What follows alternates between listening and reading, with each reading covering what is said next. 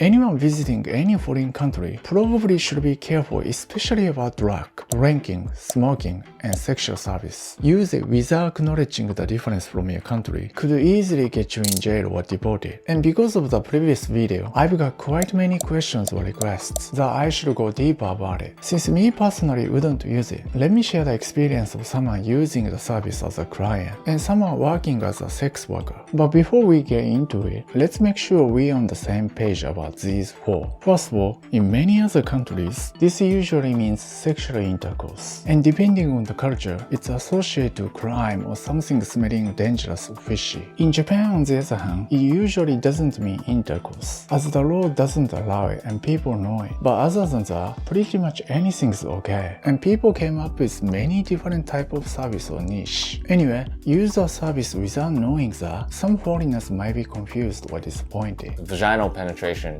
is not allowed. We tell them before sending girls over, but some people don't quite understand that. Customer thought they could do it, and obviously the girl did not allow it, and that became a complaint. It's hard, like in some cultures that's normal. けど、日本の風俗だからこそ外国人の方にも楽しんでいただけるようなおもてなしがあるのかなと。I don't use it very much, but I really like the culture here is open about using this kind of service. There's a niche for everything you could possibly want. Secondly, when it comes to the way they're providing a service, seems like this has been the tendency nowadays. Out calls are more. In calls in Japan are pretty much restricted in a particular area because the new permit can't be taken anymore. 25年前、ちょうど25年前に新しくお店を構えられなくなってしまったので法律で派遣されるような形の業態のお店が増えてきました。Out calls you can create a new shop, but in calls you cannot create a new shop. Actually, if you check the number, you could see the vast majority of them nowadays would be out call ones. お客様にとっては動かなくていいから便利っていう面ももちろん。ただ一方でその分ちょっとリスクだったりとか、女の子側からしてもある日突然知らない方のご自宅に一人で伺うっていうのがちょっとやっぱりハードルを感じる子も、ただこの派遣型のお店ももちろん合法で安全なお店がたくさんあるので、はい、じっくり選んでいただければなというふうに思います。はい。Speaking of which, everyone should be aware of this and be careful, since some of the ones even target foreign tourists. Don't follow touts. I followed a tout. Would you like a blowjob? It's like really cheap. I'll check it out. I went to the shop. They had the girls' pictures on the board, and I picked one and came out. It was completely different. Face and body was completely different. Usually I don't care, but it's not what I wanted. It was disappointing. Could I really? I was a tourist, I was a tourist and I couldn't speak Japanese at that time. When you're walking down the street, never go with anyone who comes and talks to you. Know your source. That's the most important. Is there any good way to choose things? Definitely use Japanese Girls Hentai Collection. You choose what kind of girl you want, what kind of service you want, any kind of options, and they do it all for you. I chose Nanase-san. When I saw her, I was like, wow. She has like a very quiet and shy kind of like appearance. Doesn't feel like she's working. It feels like it's a real experience. Yeah, in Japan, that's pretty common. The sex workers in other countries, I imagine, them being, heavyweight, heavy makeups, short skirt. But now that I meet a lot of them, they are just normal girls. According to a book I've read, estimate 40% have worked in the industry. So maybe that's why they look like normal girls. お客さんとかからは彼女っぽい感じ、全然そういう感じしないよね。割とそっち側で取られることが多いかもしれない。I don't go to out-call services often or in-call services often, so I can't help but feel like a little bit nervous. Now just to let you know that I couldn't be in the room and film it during the service, obviously. But I was allowed to film the beginning interaction and interview them after the service. Hopefully you could still have an idea about it.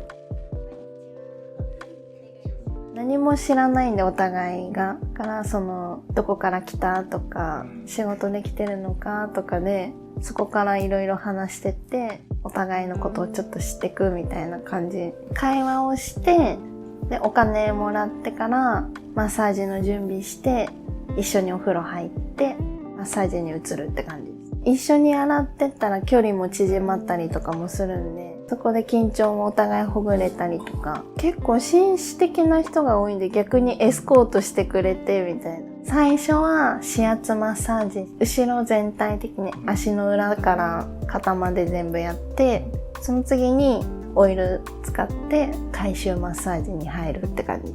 回収マッサージ。なんか鼠径部とかもう直接触ったりとか、胸触ったりとかね、ここからキスしたりとか。あ、そういう感だいたい指圧20分、オイル20分で、あと残り回収マッサージみたいな。長時間で取ってくれる人とかはもう最初の時間で、お風呂の時間で一緒に湯船とか入ったりとか、そこで話しながらみたいなのとかもしたりします。So, like, how was she? It was great. She has a very soft voice and gentle. Made me feel like relaxed and calm.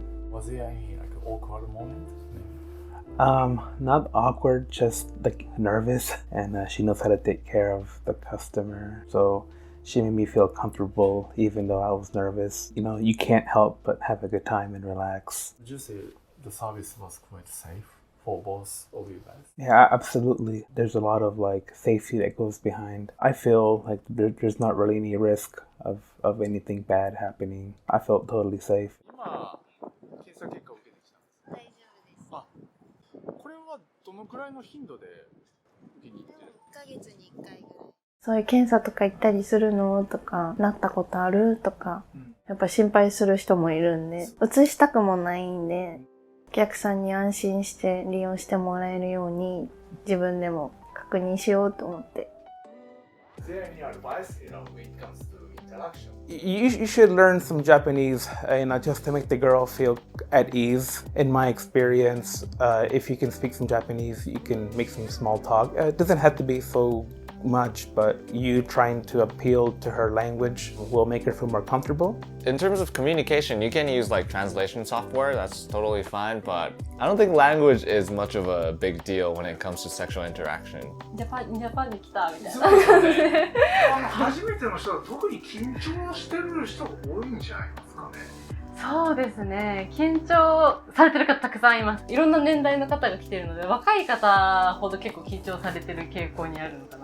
いきなり隣に座るとちょっと距離、心のバリアがまだあるので、ちょっと間を空けて、手手をいただいて、ここをちょっとほぐしていくみたいな感じで、体の先から徐々にほぐしていく感じにしてます。そういう感じでいくんですね。